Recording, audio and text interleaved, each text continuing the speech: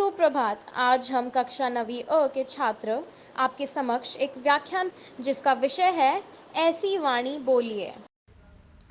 विभाग की ओर से मनुष्य को प्रदत्त सबसे अनमोल उपहार है उसकी वाणी। यदि वाणी न होती तब मनुष्य अपने अंतःस्थल के अवरुद्ध स्वरों को कैसे अभिव्यक्ति देता। अपने मन के गुप्त अभिलेखों को व्यक्त करने के लिए वाणी से बेहतर साधन कोई नहीं है। वाणी के द्वारा हम न केवल अपने मन की अतल गहराइयों के भाव व्यक्त करते हैं, अपितु अपने परिवेश में वाणी द्वारा ही संबोधित करते हैं। इसी कारण संतों ने ऐसी वाणी बोलने का परामर्श दिया है जो आगे की शीतल करे और स्वयं को भी ठंडक पहुंचाए। सचमुच संसार रूपी इस कटु वृक्ष के दो अमृत तुल्य फल हैं, मरस प्रिय वचन और सुसंगति। अतएव ऐसी बातें बोलनी चाहिए जो दूसरों को सुख पहुंचाए। वाणी के बाण से घायल करने के लिए विधाता ने हमें वाणी नहीं दी है। गोस्वामी तुलसीदास ने भी वाणी की मिठास को महत्व इंगित किया है। तुलसी मीठे वचन दे, मुख उपजत चहु और। वशीकरण एक मंत्र है, तद्दे वचन कठोर। अति का भला न बोलना, अति की भली न चूप। अति का भला न बरसना, अति का भली न धूप। कबीर जी ने कहा है कि कभी ज़्यादा बोलना नहीं चाहिए। हम बिना सोचे समझे जाने बूझे कुछ भी बोलते रहते हैं जो बिल्कुल सही नहीं है। ऐसी वाणी में तेज नहीं होता है।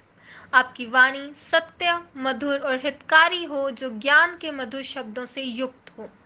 जहाँ जिस विषय का ज्ञान ना हो वहाँ पर कदापि नहीं बोलना चाहिए। ऐसे समय पर दूसरों को सुनना ज़्यादा लाभदायक होता है। कहते भी हैं कि अच्छा वक्ता होने के लिए अच्छा श्रोता होना भी ज़रूरी है। सामने वाले की बात पूरी होने से पहले नहीं बोलना चाहिए। जब आपके गुरुजन बोल रहे हों तो आपको अपने दिमाग को पूरी तरह से खाली कर लेना चाहिए, क्योंकि खाली पात्र में ही कुछ रखा जा सकता है। उस समय तर्क वितर्क नहीं करना चाहिए।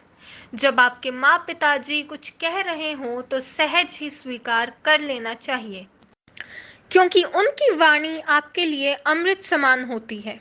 बिना सोचे समझे उनके बताए रास्ते पर चलना चाहिए। अच्छा, अब आप सोच रहे होंगे कि क्यों तुम इतनी देर से बोल रही हो। हम जानते हैं कि ये सब कुछ आप जानते हैं। हमें पता है कि आप बहुत कुछ अमल भी करते हैं। आज लोगों में विचारिक दोषों के साथ वाणी दोष तो चरम पर है। कुछ भी किसी के लिए बोल दिया जाता है। किसी के स्वर्ग सिधारने पर लोग कहते हैं कि फलाने टपक गए हैं, और बात बात पर न जाने कितनी गाली देते हैं और कहते हैं कि ये तो आज का टशन है। ज़्यादा बोलना और सोचना दोनों ही ठीक नहीं है।